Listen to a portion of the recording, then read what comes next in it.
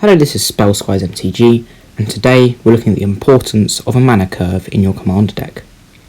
So, I'm first going to tell you what a mana curve is.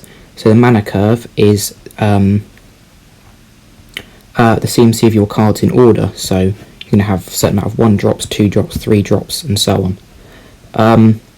So the importance of having this is being able to cast a 1 drop on turn 1, without, of course, a tap land, a 2 drop on turn 2, a 3 drop on turn 3, a 4 drop on turn 4, and hopefully, and possibly even a 4 drop on turn 3, or a 5 drop on turn 4 if you play ramp.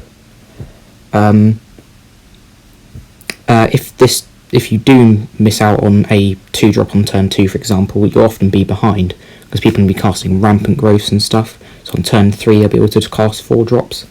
But then you'll be much further behind than they are, and it's much more difficult to catch up. So often what I say is 0 to 1 drops you're going to want between 5 and 10. Often these can be mana dorks, cantrips, card draw spells, well, probably not card draw spells, mana dorks, things like Skull Clamp are very good in this position. 2 drops you can want between 10 and 15. So these could be all your ramp cards. There's a lot of card draw spells which cost 2. You could probably go a bit lower than that. I try to keep that down there.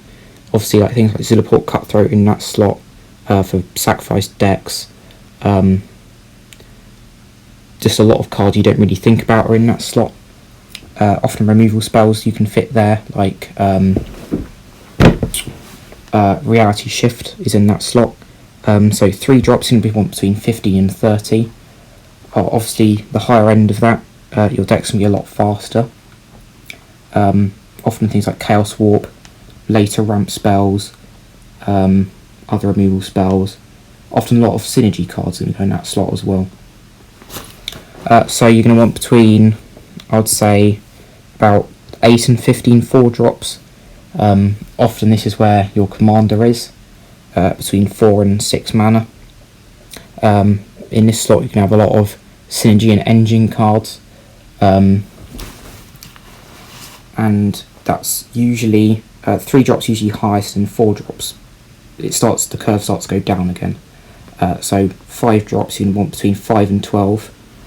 Again, this is where a lot of synergy cards are, and this is where you get to a range of higher powered cards. So at this point, 5 drops usually, this is where you get a critical mass of a board state, and they often have to be impactful because otherwise it's not really worth playing them. So 6 drops you want between 0 and 8. I quite like quite a splashy curve because I like playing big creatures. That's the whole point of playing commander, I feel. I like green. Obviously high power level decks aren't going to have very many of these. Things like a lot of weird, like some Planeswalkers cost 6. Mass removal spells and board wipes can cost 6. You're going to want 0 between 8 of those again. And 7+, you want between 0 and however your deck runs, really. Obviously, any more than 2 of them, you're going to need at least more than 10 ramp spells. Because often you don't really cast a 7 drop unless it's incredibly impactful. 7 drops aren't really cast that much unless you're ramping a lot. 7 drops I just don't find particularly helpful.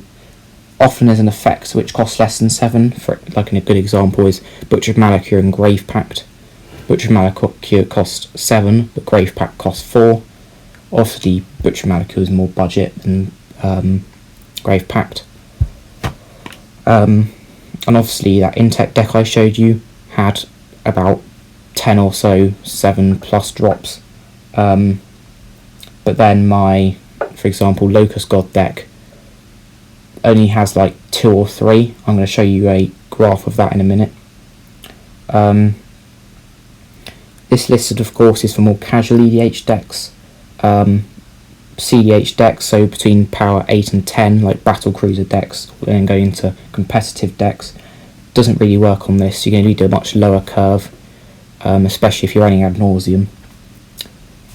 I'm going to do a video on the power level in the future. Once I've really grasped different power levels, I'll probably do one on that. Next, we're going to be looking at the mana curve graph for my Locust God deck. As you can see, it curves up from 0 up to around 22 cards at 3 CMC, then back down to 9 CMC.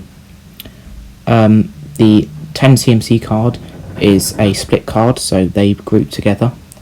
I don't know what the 8 CMC card is.